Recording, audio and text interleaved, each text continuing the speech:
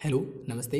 यदि आप physics, chemistry, maths में बहुत ही कमज़ोर हैं तो आप हमारे 12th पीसीएम सॉल्यूशन एप्लीकेशन को डाउनलोड कर सकते हैं। जी हाँ, ये एप्लीकेशन प्ले स्टोर पे आपको मिल जाएंगे, जिसमें notes, PDF, important question, model paper एवं 5 ईयर के मॉडल पेपर इसमें मौजूद है। या आप प्ले स्टोर पर सर्च करें 12th पीसीएम सॉल्यूशन और वहाँ से भी डाउनलोड कर सकते हैं।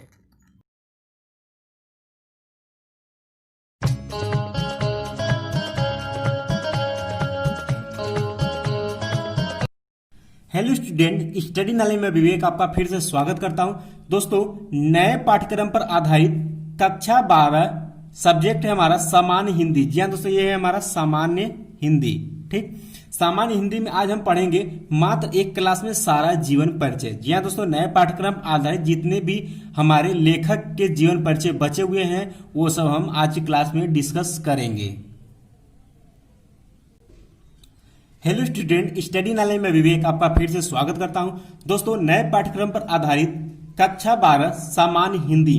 दोस्तों, आज की क्लास में हम लेकर आएंगे गद्य गर्मिया में संकलित पाठों के लेखकों का संक्षिप्त जीवन परिचय, वो भी मात्र एक क्लास में। जी हाँ दोस्तों, आज के पूरे क्लास में आपके सामान्य हिंदी में गद्य गर्मिया से रिलेटेड जितने भी लेखक हैं उनका हम सभी का जीवन परिचय आज की क्लास में डिस्कस करेंगे। दोस्तों, क्लास को स्टार्ट करने से पहले जो स्टूडेंट चैनल पहली बार है चैनल को सब्सक्राइब कर ले और क्लास को फटाफट आप लोग लाइक कर दीजिए और ज्यादा से ज्यादा अपने दोस्तों में शेयर करिएगा। दोस्तों, कोई भी समस्या होती तो हमें कमेंट बॉक्स में कमेंट कर सकते हैं, कोशिश करेंगे आपकी समस्या को दूर किया जा सके। और दोस्तों, आपको बता दें कि अब आपका एक वीक तक, एक सप्ताह तक आपका शाम को 7 बजे आपका हिंदी चलेगा। जी हाँ, तो सामान्य हिंदी जो है आपका एक हफ्ता तक शाम को 7 बजे आपका हिंदी चलेगा। तो आप लोग क्लास को मिस मत करिएगा, क्योंकि इसमें वही क्लास चलेगा जो भी इसमें हिंदी में इंपॉर्टेंट है। और नए पाठ्यक्रम, सबसे बड़ी चीज ये कि जो भी नए पाठ्यक्रम पर आधारित जो भी आपका सिलेबस आ चुका उसी सिलेबस के आधार पर आपको पढ़ाया जाएगा और जो इंपॉर्टेंट क्वेश्चन है उसको भी आपको बताया जाएगा। फिर भी आपको कोई समस्या होती है तो कमेंट बॉक्स में कमेंट जरूर करिएगा। ठीक, तो दोस्तों सबसे पहले बात करते हैं जीवन परिचय की। जीवन परिचय, तो दोस्तों जीवन परिचय पढ़ने से पहले किसी भी लेखक के पहले हम लोग जान लेते हैं कि आपको बोर्ड एग्जाम में किस तरीके से क्वेश्चन पूछेगा। तो दोस्तों, ये आपको क्वेश्चन नंबर हिंदी में बोर्ड एग्जाम में पेपर में क्वेश्चन नंबर 5 के ऑप्शन में आपसे पूछेगा।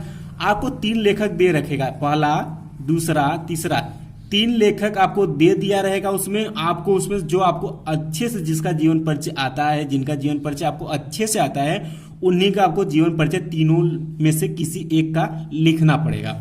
और दोस्तों बात करते हैं अंक की कि इसमें अंक कितने मिलेंगे। दोस्तों आपको बता दें कि इनमें आपको 5 अंक मिलेंगे। जी हाँ दोस्तों, 5 अंक आपको मिलेंगे जीवन परिचय पर। लिखना कितना होगा, मैक्सिमम अधिकतम कितने 80 शब्दों में, अधिकतम 80 शब्दों में आपको लिखना पड़ेगा। ठीक, इस चीज को ध्यान में रखिए। अर्थात कहने का मतलब है 1 या सवा पेज आपको लिखते लिखते 80 शब्द आपका हो जाएगा अच्छे से। तो 80 शब्द में हमें किस तरीके से जीवन परिचय लिखना है जिसमें कि हमें 5 अंक मिल जाए। और दोस्तों बोर्ड में 5 अंक को 2 भागों में डिवाइड किया हुआ है। जी हाँ, तो 2 भागों में इसमें 3 अंक आपको मिलेगा जीवन परिचय पर। जीवन परिचय, जीवन परिचय का मतलब है जिनमें लेखक के उनकी आप जन्म कब हुआ, मृत्यु कब हुई, उनकी पठन पाठन और उनके माता पिता का नाम, ये हो गया जीवन परिचय के अंतर्गत। और इनमें आपका आ जाएगा आगे हेडिंग आपका साहित्यिक योगदान और उसके बाद दोस्तों हिंदी साहित्य में स्थान। इतने को आपको मिलेगा जीवन परिचय लिखने में 3 अंक मिलेगा। और 2 अंक आपको डिवाइड किया गया है उनके रचनाओं पर, उनके रचनाओं या कृतियों पर। ठीक, तो इस चीज को आप ध्यान में रखिएगा कि आपको कृतियां बहुत अनिवार्य रूप से याद करनी है। खास करके जितना है, अगर पूरा आप लिख देते हैं तो आपको 2 अंक यहां से और 3 अंक आप जीवन परिचय सही से लिखते हैं तो 3 2 5 अंक आपको टोटल यहां पर मिल जाएंगे। ठीक, तो बात क्लियर हो, क्योंकि पहले पढ़ाने से पहले या कहा जाए तो युद्ध करने से पहले युद्ध की रणनीति जाननी चाहिए। इसीलिए मैं दोस्तों यहाँ पर सबसे पहले आपको मैटर बता रहा हूं कि किस तरीके से आपको कैसे कैसे अंक डिवाइड करके मिलेंगे और कितने अंक का क्वेश्चन आपसे पूछा जाएगा। दोस्तों आपको बता दें कि पिछले साल ये आपको 4 अंकों का जीवन परिचय पूछा जाता था, लेकिन इस बार 30% जब सिलेबस आपका कम हो चुका है तो इसमें आपका अंक बढ़ाकर यहाँ पर 4 अंक की जगह बजाय 5 अंक कर दिया गया है। तो यहाँ पर 3 अंक आपको मिलेगा जीवन परिचय लिखने और 2 अंक आपको रचनाओं पर दिया गया है। ठीक, बात क्लियर हो गई। तो दोस्तों अब बात करते हैं हम कि नए पाठ्यक्रम पर आधारित अब हमें किनके जीवन परिचय अब पढ़ने हैं। तो दोस्तों आपको बता दें कि पहला आपका आ जाता है वासुदेव शरण अग्रवाल।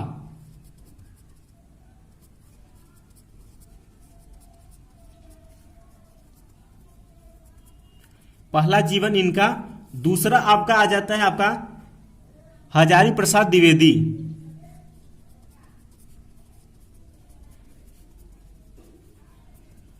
ठीक, और तीसरा आपका लेखक आ जाते हैं जी सुंदर रेड्डी।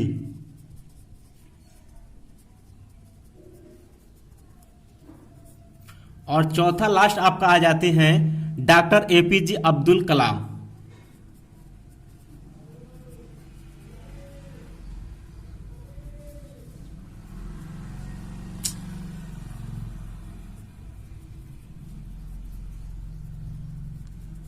ठीक, तो ये 4 आपको सिर्फ आपको बोर्ड एग्जाम में आपके नए सिलेबस में यही 4 लेखक को आपको पढ़ना है। इनका गद्य में इन्हीं का जीवन परिचय आपको याद रखना है। अभी तक आपको 6 लेखक आपको दिए रहते थे पिछले साल तक, लेकिन आपका 30% सिलेबस में आपके 2 लेखक जिनमें कन्हैया लाल मिश्र प्रभाकर कैंसिल हो चुका है और हरिशंकर परसाई, ये दोनों चैप्टर आपके कैंसिल हो चुके और इनका जीवन परिचय भी आपका कैंसिल हो चुका है। तो दोस्तों ये 4 आपको मिलता है, तो आपको याद करना है किस तरीके से, ध्यान समझिए आप। तो दोस्तों मैं बताऊंगा तो आज पूरा संक्षिप्त में सबका जीवन परिचय यहाँ पर मैं बताने वाला हूं, लेकिन यहाँ पर आपको याद करने के एक ट्रिकी मैं बताता हूं कि आपको बोर्ड एग्जाम में आपको 3 दिया रहेगा। जी हाँ दोस्तों, 3 आपको जीवन परिचय दिया रहेगा, उनमें से 1 को आपको करना पड़ेगा। ये तो बात क्लियर होगी। लेकिन टोटल हमारे पास जीवन परिचय कितने हैं? 4। तो इसमें से हमको 3 तो दे ही देगा। तो कहने का मतलब कहीं ना कहीं 3 हमारा, इसमें 3 अगर हम याद कर लेते हैं, 3 इनमें से जो हमें पसंद है और जिनके हमें रचनाएं पूरी तरीके से याद है, उनको इनमें से आपको 3 कम से कम 3 याद कर सकते हैं, या फिर 2 तो एकदम अच्छे से आपको याद करना है। जी हाँ दोस्तों, 2 आप अच्छे से याद कर लीजिए। कहने का मतलब जैसे आपने वासुदेव शरण अग्रवाल जी का जीवन परिचय याद कर लिया अच्छे से, और इनका कृतियां जो इनकी रचनाएं उसको भी आपने अच्छे से याद कर लिया है, और हजारी प्रसाद द्विवेदी जी का भी जीवन परिचय आपने याद कर लिया और इनका कृतियां अच्छे से आपको याद कर लिया। अब 2 ये आपने याद कर लिया। अब ध्यान समझिएगा किस लिए मैं बता रहा हूं। 2 आपने यहां पर याद कर लिया। अब आपको बोर्ड एग्जाम में देगा 3, तो 3 में से कहीं मान लेते ये दोनों दे दिया, तो एक इनमें से 1 तो रहेगा ही रहेगा। बात क्लियर हो गई। या फिर आपको ये 3 दे देता है तो भी आपका ये मिल जाएगा आपका। कहीं ना कहीं अगर आप 2 लगातार याद कर लेते हैं तो उनमें से एक ना एक आपको जीवन परिचय देखने को मिल जाएगा बोर्ड एग्जाम में। तो आपको पूरा याद करने की जरूरत नहीं है, लेकिन आज हम बताएंगे पूरा जीवन परिचय, वो भी संक्षिप्त में। लेकिन आपको जानना सभी को है, संक्षिप्त का जीवन परिचय का मतलब ये है कि पूरी तरीके से आपको कुछ ना कुछ सबके बारे में पता रहेगा, लेकिन 2 लेखक के बारे में आपको डिटेल जानकारी रखनी है, जिनमें कि आपकी रचनाएं महत्वपूर्ण है कि रचनाएं आपकी उनकी पूरी याद करने पड़ेंगे। ठीक, बात क्लियर होगी। आपको सभी जीवन परिचय याद नहीं करना है, सरसरी निगाह से आपको देख लेनी है, लेकिन 2 जीवन परिचय ऐसा होना चाहिए जिससे पूर्णतः जानकारी आपको होना चाहिए। जी हाँ दोस्तों, इस चीज को ध्यान में रखिए। ऐसा कोई नहीं बताता है, आप किसी भी चैनल पर जाएंगे इस तरीके से आपको नहीं बताया जाएगा कि किस तरीके से आप प्लानिंग करेंगे और किस तरीके से बोर्ड एग्जाम में लिखेंगे। तो ठीक, तो आपको, मुझे उम्मीद है कि आपको समझ में आ गया। तो चारों को आपको सरसरी निगाह से देख लेनी है, लेकिन 2 जीवन परिचय आपको अच्छे से याद करके रखनी है, क्योंकि ये 2 आपको कोई 20 में से 4 में से 2 आपको याद रखनी है। कोई भी आपको 2 रखेंगे, 3 आपको देगा, उनमें से एक न एक आपको मैच करना तय है। ठीक, तो बात करते हैं दोस्तों। सबसे पहले आपका आ जाता है इसमें, आप शॉर्टकट में तरीके अपनाते हैं दोस्तों। जैसे कि बात कर लेते हैं जीवन परिचय में वासुदेव शरण अग्रवाल जी का। वासुदेव शरण अग्रवाल जी का इनका बात करें तो दोस्तों जीवन परिचय में आपको कितने हेडिंग मिलेंगे देखने के लिए। तो दोस्तों पहला हेडिंग आपका मिल जाता है जीवन परिचय, क्योंकि दोस्तों आपको शब्द मैक्सिमम 80 शब्दों में लिखना है, इसलिए इसमें ज्यादातर कुछ हमको लिखना नहीं। जीवन परिचय में क्या आपको लिखना पड़ेगा? पहला आपको लिखना पड़ेगा जन्म स्थान और सन कितने में हुआ था। उसके बाद इनके माता पिता का नाम अगर दिया हुआ है तो दोस्तों यहाँ पर माता पिता का नाम हो जाएगा आपका, ठीक। और जन्म स्थान कहाँ हो गया, माता पिता का नाम हो गया। और इसके साथ साथ इनका शिक्षा कहाँ हुई, और उसके बाद आप इनका मृत्यु। बस इतना ही आपको जीवन परिचय में लिखना है हर में। ध्यान समझिएगा, ये 4 पॉइंट आपको जीवन परिचय में बार बार लिखना है, क्योंकि यही जीवन परिचय में आपको जो भी आपके एग्जामिनर चेक करेंगे कॉपी, तो उनका बस जीवन परिचय देखेंगे। जीवन परिचय में उनका जन्म स्थान कहाँ हो गया, और उनके माता पिता का नाम, शिक्षा क्या उनकी थी, और उनका मृत्यु कब हुआ था। खास करके जन्म और मृत्यु देखेंगे, बाकी और कुछ नहीं देखेंगे। तो दोस्तों क्योंकि हमें मैक्सिमम शब्द 80 शब्द में लिखना है, तो हमें इंपॉर्टेंट जो पॉइंट है वही लिखना है। इसके बाद दोस्तों आपका आ जाता है साहित्यिक योगदान। साहित्यिक योगदान के अंतर्गत दोस्तों इन्होंने साहित्य की क्या सेवा की है, या अपने शासन काल में इन्होंने मतलब जो भी रचनाएं की तो किन किन भाषाओं, किन किन शैलियों में लिखी। यहाँ पे लिख सकते हैं शैली और उनके शासन भाषा, इतना इसमें आपको लिख देना साहित्यिक योगदान में। उसके बाद दोस्तों ये दूसरा हेडिंग रहा। तीसरा हेडिंग आपका रहा कि रचनाएं या कृतियां। तो दोस्तों कृतियां मोस्ट इंपॉर्टेंट है, ये मोस्ट इंपॉर्टेंट क्योंकि इस पर आपको 2 अंक निर्धारित हैं। तो कृतियां को आपको अच्छे से याद करनी है। कृतियां में आपको इस तरीके से रखना है, जैसे इनका निबंध संग्रह हो गया, तो निबंध संग्रह में इन्होंने क्या क्या लिखा हुआ है उनको आप हेडिंग डाल कर लिखिए। उसके बाद शोध प्रबंध में इन्होंने क्या लिखा है, और आलोचना ग्रंथ में इन्होंने क्या लिखा है, संपादन में अगर किया है तो संपादन में क्या। अगर इस तरीके से जो स्टूडेंट लिख देता है कृतियां में तो उसे 2 नंबर पक्का है, ठीक। इसके बाद दोस्तों चौथा पॉइंट और लास्ट पॉइंट आ जाता है कि साहित्य में स्थान। ये मोस्ट इंपॉर्टेंट है, साहित्य में स्थान। जी हाँ दोस्तों, साहित्य में स्थान का मतलब ये होता है कि उन्होंने अपने शासन काल में हिंदी को कितने स्थान पर लेकर गए थे, कितना उनका विकास किया था, यही साहित्य स्थान में आपको देना। साहित्य स्थान जैसे इस तरीके से आप लिख सकते हैं, साहित्यिक स्थान लगभग हर लेखक का एक ही तरीके से होता है। जैसे मैं आपको बताता हूं कि जैसे कि अगर बात करते हैं वासुदेव सरल अग्रवाल जी का, तो इनका लिख सकते हैं हम कि भारतीय संस्कृति और पुरातत्व के विद्वान डॉक्टर वासुदेव सरल का निबंध साहित्य अत्यधिक समृद्ध है।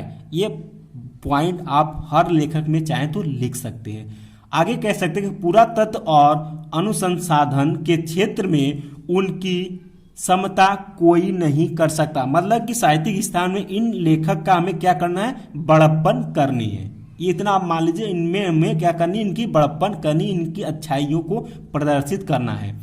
और विचार प्रधान निबंधों के क्षेत्र में तो इनका योगदान सर्वथा अस्मरणीय है।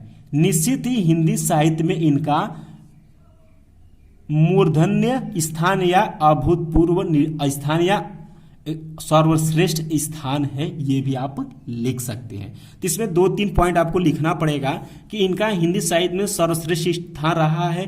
तो दोस्तों आपको 4 हेडिंग जो कि इंपॉर्टेंट है किसी भी आपको जीवन परिचय में, ये आपको लेना पड़ेगा। अगर जो स्टूडेंट ये हेडिंग डालकर लिख देता है तो उसको 5 अंक में, अगर हेड राइटिंग अच्छा रहता है तो 4 से 4.5 अंक और 5 अंक भी पा सकता है, ठीक। ये रहा डिटेल कि किस तरीके से आपकी प्लानिंग होनी चाहिए जीवन परिचय पर, वो भी गद्य ग्रामर से रिलेटेड। अब आइए दोस्तों 4 जो लेखक उनका जीवन परिचय शॉर्टकट में देखते हैं। तो दोस्तों यहाँ पर आप देख सकते हैं कि हमने यहाँ पर गद्य ग्रामर में संकलित लेखकों का संक्षिप्त जीवन परिचय यहाँ पर लिया हुआ है। तो दोस्तों पहला आपका आ जाते हैं वासुदेव सरल अग्रवाल। जी हाँ दोस्तों, वासुदेव सरल अग्रवाल, यहाँ पर दिया गया मृत्यु और जन्म स्थान। तो दोस्तों इनका जन्म सन 1904 ईस्वी में मेरठ जनपद के खेड़ा ग्राम में हुआ था। जी हाँ दोस्तों, मेरठ जनपद के खेड़ा ग्राम में हुआ था और इनके माता पिता लखनऊ में रहते थे। जी हाँ दोस्तों, इनके माता पिता क्या थे, लखनऊ में रहते थे। और इनका काशी हिंदू विश्वविद्यालय से एमए तथा लखनऊ विश्वविद्यालय से पाणिनिकालीन भारत नामक शोध प्रबंध पर डी.लिट की उपाधि प्राप्त की थी। यहां तक आप लिख सकते हैं। और इनकी बात करते हैं इनकी मृत्यु की, तो इनकी मृत्यु सन 1900 1967 ईस्वी में ये परलोक सिधार गए थे। आप देख सकते हैं सन 1967 ईस्वी में परलोक सिधार गए। अब दोस्तों भाषा और शैली, ये आप लिखेंगे साहित्यिक योगदान के अंतर्गत। तो दोस्तों भाषा की बात करें तो इन्होंने अपने जीवन काल में शुद्ध परिमार्जित संस्कृतनिष्ठ खड़ी बोली का इन्होंने यूज किया है भाषा में। और शैली में इनका विचारात्मक शैली, गवेषणात्मक शैली और व्याख्यात्मक शैली और भावनात्मक शैली और उद्धरण शैली इन्होंने अपने लेखन में यूज किया था। ठीक, बात कर लेते थे दोस्तों इनकी प्रमुख रचनाएं की। तो दोस्तों प्रमुख रचनाएं में इनका पहले बात कर लेते हैं निबंध में। निबंध में इन्होंने पृथ्वीपुत्र, कल्पलता, वाग्धारा, कल्पवृक्ष, कला और संस्कृति, भारत की एकता और माता भूमि, पुत्रो अहम पृथ्विया। और दोस्तों इन्होंने इतना ये निबंध के रूप में लिखा था, तो इन्हें आपको याद रखना है पूरा। ठीक, इसके बाद दोस्तों इन्होंने एक शोध लिखा था। शोध में पाणिनिकालीन भारतवर्ष इनका शोध रहा। ठीक, इस तरीके से हेडिंग डाल के आप कृतियां के अंतर्गत लिखेंगे। उसका दोस्तों इन्होंने संपादन भी किया था। संपादन में जयसीकृत पद्मावत की संजीवनी की व्याख्या, बाणभट्ट के हर्ष चरित्र का सांस्कृतिक अध्ययन इन्होंने संपादन के तौर पर किया था। बात करते हैं कि ये गद्य गरिमा के शुक्ल युग के लेखक रहे हैं। शुक्ल युग के लेखक रहे हैं वासुदेव शरण अग्रवाल जी। तो रहा इनका दोस्तों जीवन परिचय। बात कर लेते हैं, जैसा कि हमें बोर्ड एग्जाम में कहा है 80 शब्दों में लिखना है। अगर 80 शब्द में काउंटिंग करेंगे तो आधा शब्द तो आपको इतने में ही मिल जाएंगे। तो आप जीवन परिचय थोड़ा सा विस्तार में लिखेंगे तो 80 शब्द आसानी से आप लिख देंगे। ठीक, इसके बाद दोस्तों आपका कन्हैयालाल मिश्र प्रभाकर का इस बार सिलेबस से कैंसिल हो चुका है, तो इसे आप कैंसिल कर दीजिए। इसके बाद दोस्तों अगला जीवन परिचय आता है हमारा हजारी प्रसाद द्विवेदी जी का। जी हाँ दोस्तों, अगला जीवन परिचय हमारा आता है हजारी प्रसाद द्विवेदी जी का। तो दोस्तों यहाँ पर देखिए जन्म दिया है कि हजारी प्रसाद द्विवेदी जी का जन्म सन 1907 ईस्वी में बलिया जिले के दुबे का छपरा नामक ग्राम में हुआ था। और इनके पिता का नाम श्री अनमोल द्विवेदी था, जो कि क्या थे, ज्योतिष और संस्कृत के प्रकांड विद्वान थे। ठीक, इतना आपको यहाँ पर लिख देना है। और बात कर लेते हैं इनकी योग्यतान की, तो आप इनके साथ साथ इनका शिक्षा भी आप इनमें लिख देना है। और इनकी मृत्यु जो हुई थी सन 19 मई 1979 ईस्वी में इनकी मृत्यु हुई थी। तो दोस्तों दो चीज आपको मोस्ट इंपॉर्टेंट है, जन्म कहाँ हुआ था, अगर उनके माता पिता का नाम पता था माता पिता का नाम, शिक्षा और मृत्यु, इतना ही आपको जीवन परिचय में लिख देना है। बात क्लियर होगी। अब बात कर लेते हैं दोस्तों भाषा और शैली की। तो इनकी भाषा जो है वो शुद्ध परिमार्जित, प्रौढ़, सरस, मुहावरेदार, खड़ी बोली। अब दोस्तों आपको बताते एक कॉमन आपकी भाषा में कॉमन रहेगी, वो खड़ी बोली। जी हाँ दोस्तों, खड़ी बोली जितने भी आपके लेखक हैं सब में खड़ी बोली क्या रहेगी, कॉमन में रहेगी। उसके साथ साथ आप शुद्ध भी लिख सकते हैं, शुद्ध परिमार्जित, प्रौढ़ और सरस मुहावरेदार खड़ी बोली। ये रहा उनकी भाषा। और शैली में दोस्तों लगभग कुछ शैलियां इसमें जो कि आपके कॉमन रहेंगी, जैसे कि विचारात्मक शैली दोनों में कॉमन रहेगी, सब में कॉमन रहेंगी। और गवेषणात्मक शैली ये आपके कॉमन रहेंगे और भावनात्मक आपके कॉमन रहने वाले हैं। ये तीन शैली आप चाहे तो आप तीन शैली का भी यूज कर सकते हैं, कोई दिक्कत नहीं, कोई जरूरत नहीं कि आप पूरा शैली लिखिए। अगर पूरा लिखते तो बहुत अच्छी बात है, अगर नहीं लिखते तो तीन शैली आप जरूर से याद रखिएगा। तीनों शैली आप हर लेखक में यूज कर सकते हैं। तो बात करते हैं इनके शैली की। तो शैली में इनका विचारात्मक शैली रहा, गवेषणात्मक शैली और अलंकारिक शैली रहा, और भावनात्मक शैली और सूत्रात्मक शैली इनका लेखन कार्य में रहा। तो दोस्तों ये दोनों भाषा शैली आप लिखेंगे साहित्यिक योगदान के अंतर्गत।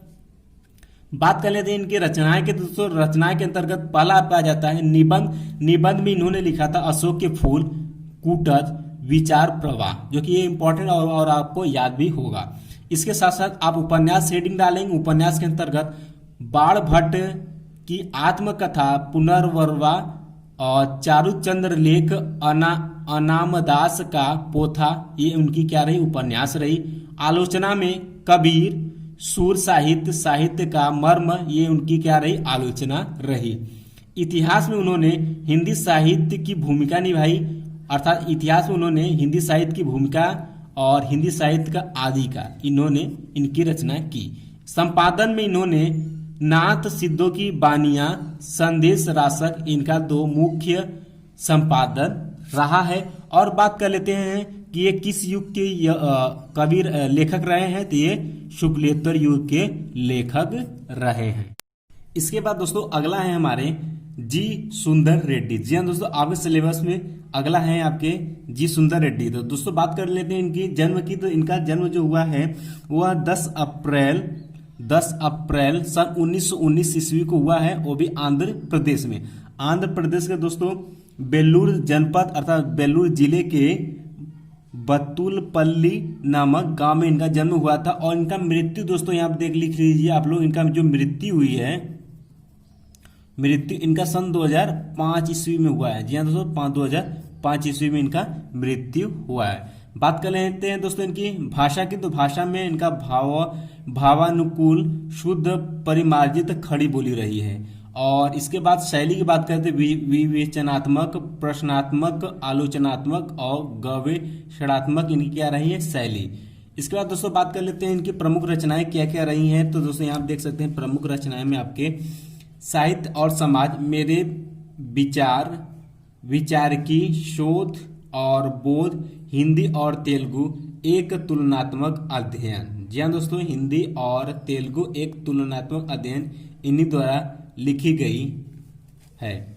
अब इनकी बात कर लें दोस्तों, ये किस युग के कवि रहे हैं, लेखक रहे हैं। तो दोस्तों ये रहे आपके स्वातंत्र युग के ये लेखक आपके रहे, या स्वतंत्रता युग के लेखक, या आधुनिक युग भी कह सकते हैं। ठीक, तो ये रहे। इसके बाद दोस्तों अगला है आपके आते हैं हरिशंकर प्रसाद, जो कि आपके सिलेबस में इस बार नहीं है, तो इनको आप कैंसिल कर लीजिएगा। इसके बाद लास्ट आपके आ जाते हैं डॉक्टर एपीजे अब्दुल कलाम। जी दोस्तों, डॉक्टर एपीजे अब्दुल कलाम के बारे में बात करें तो डॉक्टर एपीजे अब्दुल कलाम का जो जन्म हुआ था वो 15 अक्टूबर सन 1931 ईस्वी में तमिलनाडु के रामेश्वरम स्थान पर हुआ था दोस्तों। और बताएं इनके और रामेश्वर के एक मुसलमान परिवार में हुआ था, और इनके पिता एक नाविक थे और इनकी माता एक गृहिणी थी। बात कर लेते हैं इनकी मृत्यु की। तो दोस्तों इसके बाद आप इनके बीच में आप इन्होंने क्या क्या काम किया है वो भी आप यहाँ पर लिख सकते हैं। और लास्ट में आप लिख सकते हैं यहाँ पर कि इनकी मृत्यु सन 26 जुलाई 2015 को भारतीय प्रबंधन संस्थान शिलांग में अध्यापन कार्य के दौरान उन्हें दिल का दौरा पड़ा, जिसके बाद करोड़ों दिल के प्रिय और डॉक्टर चहेते अब्दुल कलाम परलोक सिधार गए। दोस्तों इस तरीके से लिखना है, क्योंकि हमें सिर्फ मैक्सिमम 80 शब्दों में ही जीवन परिचय लिखना है, इसलिए हम उसी तरीके से लिखेंगे कि जिसमें सब कुछ निहित हो जाए और एग्जामिनर को सब कुछ समझ में आ जाए और हमारा 80 शब्द पूरा भी हो जाए।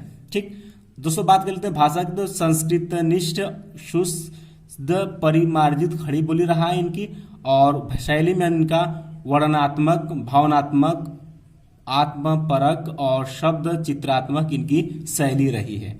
बात कर लेते हैं दोस्तों कि इनकी प्रमुख रचनाएं क्या क्या रही हैं। तो आप देख सकते हैं India 2020 a vision for the new millennium, wings of fire, an autobiography, United mastermind, mission India, ये इनकी क्या रही है, रचनाएं रही हैं दोस्तों, यहाँ पे देख सकते हैं। और ये आधुनिक काल के हमारे क्या रहे हैं, लेखक रहे हैं। तो दोस्तों इस तरीके से आप इन्हें छोटे रूप में आपने देखा कि हमने चारों लेखक का जीवन परिचय आपको बता दिया। अगर इतना में अगर आप परीक्षा में लिखते हैं तो भी आपका 80 शब्द से ऊपर चला जाएगा, और आपको जो अंक मिलेंगे यहाँ पर 5 अंक, तो आपके 5 अंक लगभग पूरे मिल जाएंगे। तो दोस्तों आपको क्लास ये कैसा लगा, क्लास पसंद आया तो क्लास को फटाफट आप लोग लाइक कर दीजिएगा और अपने दोस्तों में ज़्यादा से ज़्यादा शेयर करिएगा। फिर भी दोस्तों आपको कोई समस्या हो रही तो हमें कमेंट बॉक्स में कमेंट कर सकते हैं, कोशिश करेंगे आपकी समस्या को दूर किया जा सके। दोस्तों हम हिंदी में इस पैटर्न्स पढ़ाएंगे या इस तरीके से बताएंगे कौन कौन से क्वेश्चन आपके बोर्ड एग्जाम में आ सकते हैं और कितने कितने अंक आ सकते हैं, क्योंकि दोस्तों हमें कम समय में हिंदी में अच्छा रिस्पांस करनी है, इसलिए हमें हम वहीं पढ़ाएंगे, वहीं बात बताएंगे जो सिलेबस में इस बार दिया गया है। सबसे बड़ी चीज़ है कि जो पाठ्यक्रम में है उसी पाठ्यक्रम के आधार पर पढ़ाएंगे, पिछले ईयर का जो पाठ्यक्रम उसके आधार पर नहीं रहेगा। ठीक दोस्तों, तो नेक्स्ट क्लास में हमें ये कमेंट करके बताइएगा क्या आप जानना चाहते हैं कि जीवन परिचय कैसे लिखें। जी हाँ दोस्तों, जीवन परिचय कैसे लिखे, जीवन परिचय में क्या क्या सावधानियां रखनी चाहिए जिससे कि हमें 5 अंक पूरा मिल जाए। अगर आप जानना चाहते हैं कि जीवन परिचय कैसे लिखे तो इसके लिए आप हमें कमेंट बॉक्स में कमेंट करिएगा। तो नेक्स्ट क्लास हमारा जीवन परिचय पे ही रहेगा। अन्यथा हम नेक्स्ट क्लास पर आएंगे दोस्तों यहाँ पर कि काव्यांजलि में संकलित रचनाओं में कवियों का संक्षिप्त परिचय क्या क्या और इनमें से कौन कौन से कवि इस साल के जीवन परिचय में हैं, तो ये हम लोग कल के क्लास में डिस्कस करेंगे। तो दोस्तों मिलते हैं नेक्स्ट क्लास में, तब तक के लिए जय हिंद जय भारत।